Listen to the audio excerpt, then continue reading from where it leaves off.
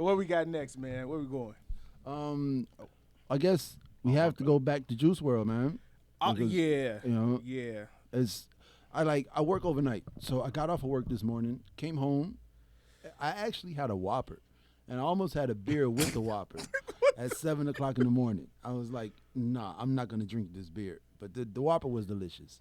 But Okay. I went to sleep, and woke up 3 hours later, and Juice WRLD passes away at Midway Airport. I definitely woke up to that text. Yeah. I know for me, I was I still am. I'm a very big fan of his music because not only was he doing emo rap, like the genre of emo played a major role in my life. And in the 90s, you saw emo showing through rock music, right? And you seeing emo come back, but through rap. And I think him and Uzi were leading the way in that regard. Well, Cudi is like the grandfather. Mm-hmm. Yeah. You know, so you seeing this genre of music reemerge through these young people in a very unique way.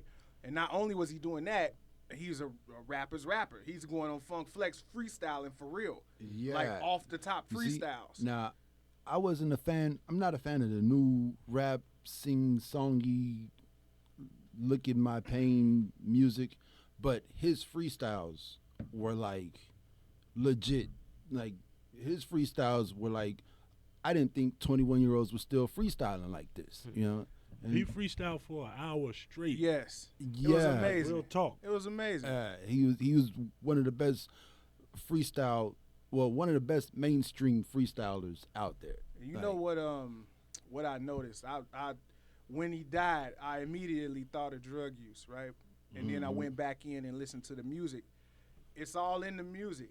Yeah. The depression, the drug usage, overdoing it is just a lifestyle that allowed him to make such music. And I wonder because we lost Fredo, Yeah. we lost Juice WRLD, we lost Mac Miller. Yep. Like, man, we are losing our young, great artists, man, to addiction. And I look at the 90s, right? Like, we lost Biggie and Tupac, right? Right. This was gun violence. Yeah. Now we seeing our young rappers dying from drug overdoses. Yeah. Yeah. And I'm like, is that what it is now? When we see these artists pass, is it gonna be connected to drugs? We see Rick Ross having seizures, Lil Wayne having seizures, Juice WRLD having seizures. I'm afraid for our young people, man. They making it seem like it's the thing to do. Well, to them it is the thing to do. That's part of the life, I guess, you know. But it's all about you gonna do it if you want to do it. You know what I mean? Like if you in that life and you feel like you gotta, I don't know exactly how he passed, but you know, when I first heard it, I thought it was drug abuse. You know, I don't understand, man. Like, what are you depressed about? You can. I guess. See, and I feel like it has to do with society, like you said, this microwave society we live in. Yeah, that's people it. don't. The young people don't have faith in the process. Right. It's like, and especially somebody like him who got on super quick. It was just like, Yeah, I it was threw quick. this song on SoundCloud. I got it. I'm a millionaire, you know, but he still don't understand how to be a 21-year-old in society. And then you're 21. You know, and you're No matter- 21 no with matter 21 a week millions ago. of dollars, you no matter know? what, you still 21. Yeah. You still ain't got it all the way you should have it up there. Yeah, you know? And then at the same time, you got millions of dollars. You Yeah. can buy whatever you want to buy. You know what I'm saying? Like, what do you want? What did you want to buy when you were 21? Fame is a drug, I wanted to man. buy drugs. You know, I wanted weed. I wanted to try some shrooms. I wanted to, you know. And it's a generation thing too. Like I said, they want to make it seem like it was cool. We from the same generation, you know, same generation.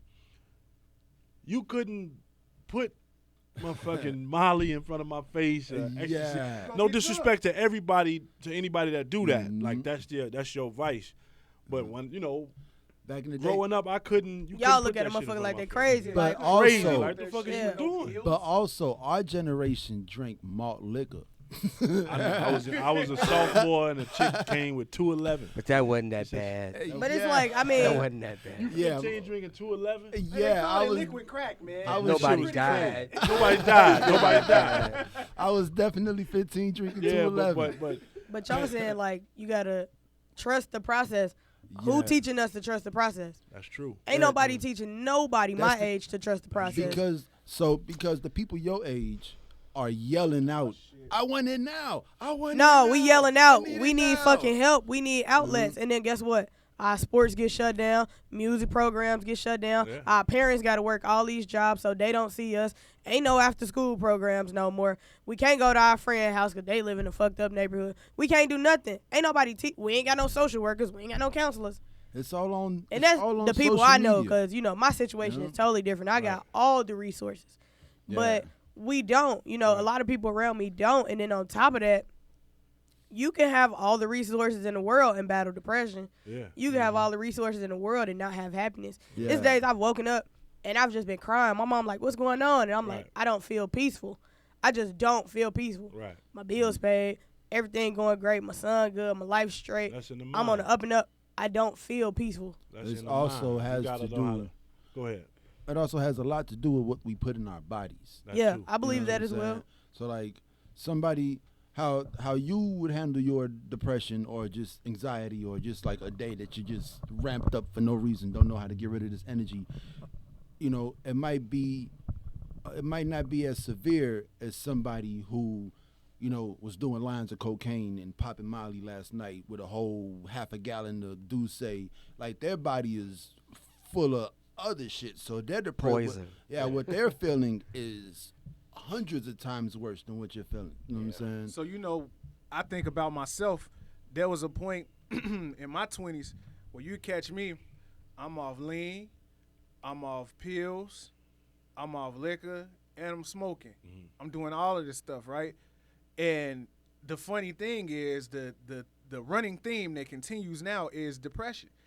I was depressed. I was going through some things, and I chose to medicate myself to not have to deal with that emotional content at the time, right?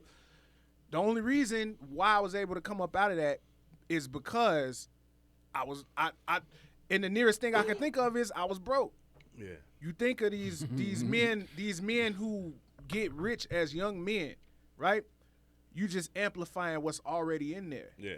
So that's like if you're getting rich doing this, it's reinforcing the lifestyle. Right. Yeah. You know what I'm saying? So it's like Alice down the rabbit hole. I think a lot of people don't know what their vice is. A lot of people don't know what they really like. Like I go through a lot. I suffer from a lot. Not, I go through depression. I go through all that shit. But I don't wear it because I know what my outlet is. My outlet is music. You know what I'm saying? I don't drink every day. I don't smoke cigarettes. I don't smoke weed every 3-4 years probably. But that's my outlet. That's how I deal with everything. So I don't wear it on my sleeve.